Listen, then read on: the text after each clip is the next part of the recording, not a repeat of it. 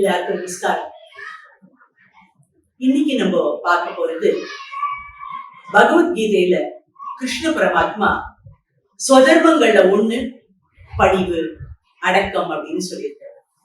So அதனுடைய சிறப்பை பத்தி, அதனால கிடைச்ச நன்மைகளை பத்தி தான் இன்னைக்கு நம்ம சிந்திக்க போறோம். முதல்ல இதுக்கு ஒரு எக்ஸாம்பிளுக்கு வாரியார் ஒரு தடவை சொன்ன, அவரோட சொற்பொழிவுல சொன்ன ஒரு சின்ன இன்சிடென்ட், ஒரு கதை, அதை உங்களோட நான் பகிர்ந்துக்கிறேன்.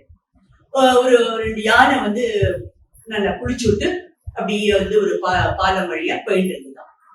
எதிர்த்தாப்புல 2 பன்னிக்குட்டி சீர்ல எப்பவுமே பரண்டுட்டு இருக்கும் இல்லையா, பரண்டுன்றதோட அப்படியே அது ஓடி வந்துட்டு இருக்கு. சோ கொஞ்சம் அது தூரத்தை வர்றதை பார்த்ததும் கொஞ்சம் கிட்டக்க வர்றதுக்கு முன்னாடி இந்த யானை ஒதுங்கி நின்றுதான்.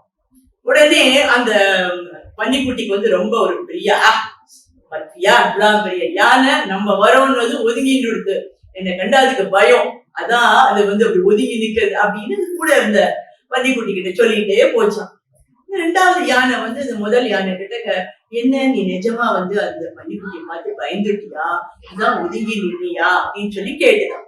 உடனே அதுக்கு அந்த யானை சொல்லிதான், எனக்கு ஒரு 2 நிமிஷம் ஆகாது என்னோட காலால அதை மிதிச்சு துவம்சம் பண்றதுக்கு, ஆனா நம்ம குளிச்சுட்டு சுத்தமா வரும், அப்படி பண்ணினோம்னாக்க நம்ம கால் தான் சேராகும், இல்ல அது பக்கமா போனோம்னாக்க அது ஆடிட்டு வர்றதுல இந்த சேரு கொஞ்சம் நம்ம உடம்புல தெளிச்சுடும், அதனால நம்மளுடைய சுத்தம் கொஞ்சம் அசுத்தம் ஆயிடும், அதுக்காக தான் ஒதுங்கி நின்னேன் அப்படின்னு ரொம்ப அழகா பணிவா சொல்லிட்டான். சோ நம்மளுடைய ஒரு விஷயம், நம்மளுடைய ஒரு கோல் பண்ணுறது போறது, அதுக்கு எங்கேயாவது ஒரு இடைஞ்சல் வரும்னா நம்ம பணிவா அப்படி நகர்ந்து போய் அதை தாண்டி போறது எவ்வளவு ஒரு உச்சிதம் அப்படிங்கிறதுக்கு இது ஒரு சின்ன ஒரு மிருகத்துல இருந்தே நமக்கு ஒரு பாடமா கிடைக்கிறது. இதுக்கப்புறம் பாத்தீங்கன்னாக்க நம்ம எல்லாருக்கும் தெரிஞ்ச மகாபாரதத்தினுடைய ஒரு இன்சிடென்ட். கிருஷ்ண பரமாத்மா தூங்கிட்டு இருக்க, துரியோதனனும் அர்ஜுனனும் அவர்கிட்ட போருக்கு சகாயம் வாங்கிக்கணும் அப்படின்ட்டு போறாங்க இல்லையா. இது எல்லாருக்கும் இந்த இன்சிடென்ட் தெரிஞ்சதுதான். துரியோதனன் எப்பவுமே நான் ஒரு பெரிய ராஜா அப்படிங்கிறதுனால நான் போய் கால் கிட்ட உட்கார்றதா அப்படின்னு சொல்லிட்டு தலைமாடி கிட்ட உட்கார்ந்துடுறேன். அதே அர்ஜுனன் சரணாகதி தத்துவத்துக்கு ஒரு பெரிய எக்ஸாம்பிள். கிருஷ்ணன் தான் எல்லான்னு இருக்கிறவர். அவர் என்ன பண்ணிடுறாரு, பாதத்தை தொட்டு வணங்கிட்டு அங்க பாதத்துக்கிட்ட உட்கார்ந்துட்ட. அப்போ கண்ணை திறந்த உடனே நேர நம்ம இப்படிதானே நேர பார்க்க முடியும், இப்படி பார்த்துட்டு எழுந்துக்க முடியாது இல்லையா. சோ கண்ணுக்கு முன்னாடி அர்ஜுனன் இருந்தார், கண்ணை திறந்தது அர்ஜுனன் இருந்தது, உனக்குத்தான் என்னுடைய பூரண உதவியும் கிடைக்கும் அப்படிங்கிற மாதிரி சொல்லிட்டேன். அதுக்கப்புறம் நம்மளுக்கு தெரியும் பாரத போர்ல எதனால தர்மம் என்னது அப்படிங்கிறத நம்ம தெரிஞ்சுட்டோம். சோ அந்த அகம்பாவம், நான் என்னால ஓகே, அது மாதிரி பண்ணும் போது என்ன ஆகுது, நம்மளுடைய brain சூடாயிடாது. we are not in a position to take new things.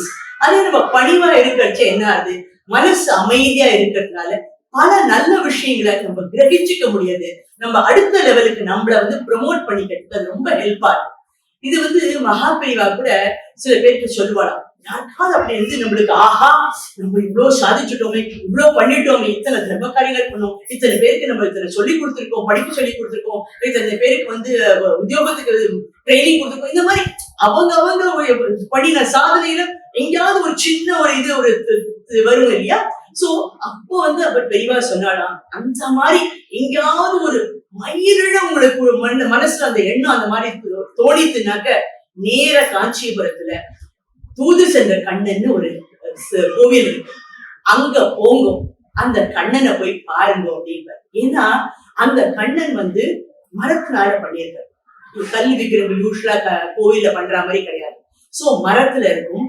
And அது தூதுன்னா நிஜமா அந்த விஸ்வரூப அளவுக்கு அவ்வளோ பெருசா இருப்ப. அப்படி எப்படி நம்ம சீரியல் இதுல எல்லாம் நம்ம பார்த்திருக்கோம், படங்கள்ல அப்படி கண்ணன் அப்படி கைய வச்சுட்டு அப்படி ஒரு கம்பீரமா உட்கார்ந்து இருப்பாரு, அந்த மாதிரி ஒரு அழகான போஸ்ல அந்த சிரிப்போட இந்த கண்ணன் அவ்வளோ அப்படியே ஆகாச அளவுக்கு அவர் அவ்வளோ பெருசா அந்த விக்கிரகம் பண்ணியிருப்பா. சோ நம்ம நின்றுட்டு பார்ப்போம், நம்ம நின்னப்ப கூட அவருடைய முட்டி அளவுக்கு கூட நம்ம வருவோமா, இடுப்பளவுக்கு கூட வருவோமான்னு தெரியாது, அந்த அளவுக்கு பிரம்மாண்டமா இருக்கும் அந்த விக்கிரகம்.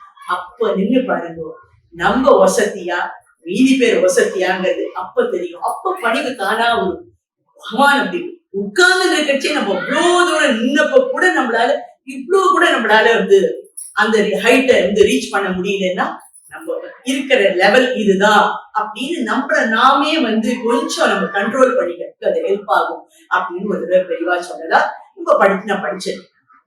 இந்த மாதிரி பல விஷயங்கள் நம்ம பார்க்கிறோம். ஒரு தடவை அப்படிதான் கண்ணதாசன் வந்து ஒரு சுதந்திர போராட்ட தியாகியோட காலில் வந்து விழுந்து நமஸ்காரம் பண்ணார். அவரோட ஃப்ரெண்டு, கண்ணதாசன் சாரோட ஃப்ரெண்டு வந்து ஜென்ரலாவே இப்போ நம்ம ஃப்ரெண்டு வந்து ஒரு நல்ல விஷயம் பண்ணியிருக்காங்க, கொஞ்சம் ஒரு நல்லதெல்லாம் வந்து கொஞ்சம் செய்யறா அப்படிங்கிறச்சு அவங்களுக்கு ஒரு பேர் புகழ் இருக்குனாக்க ஜென்ரலா என்ன ஒரு டெண்டன்சி, அவன் எவ்வளவு கிரேட் இல்லையா அப்படின்னு நம்மளுக்கு சொல்ல தோணும். ட்ரூ ஃப்ரெண்டுனாக்க அப்ரிஷியேட் இல்லையா.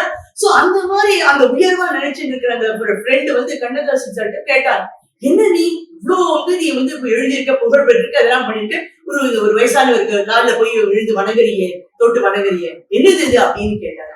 அப்போ கண்ணதாசன் சொன்னாரு, நம்ம என்னப்பா செய்திருக்கோம், நமக்கு மேல செய்து இருக்கிறவங்க நிறைய பேர் மகான்கள் இருக்காங்க.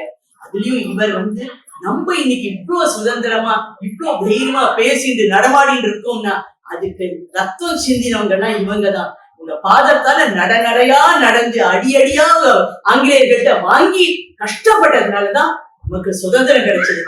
என் கால் அந்த பாக்கியம் பண்ணல, அந்த மாதிரி நடந்து நம்ம நாட்டுக்காக உழைக்க, அட்லீஸ்ட் அந்த உழைச்ச கால என் கை தொட்டுதுன்னா என் கையாவது கொஞ்சம் புண்ணியம் பண்ணும் இல்லையா அப்படின்னு சொல்லிட்டு பணிவோட சொன்னாங்க.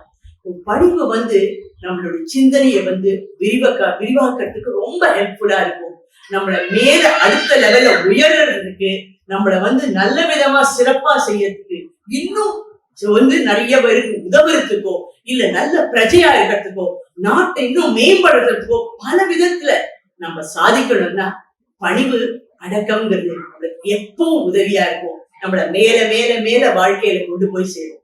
அதனால எல்லாரும் பணிவு நிறைய பிராக்டிஸ் பண்ணிட்டு முடிச்ச வரைக்கும் குருவை எப்பவும் ஸ்மரணை பண்ணிட்டு நல்ல பிரஜைகளா இருப்போம். ஜெய் ஜெய் சங்கர், ஹர ஹர சங்கர்.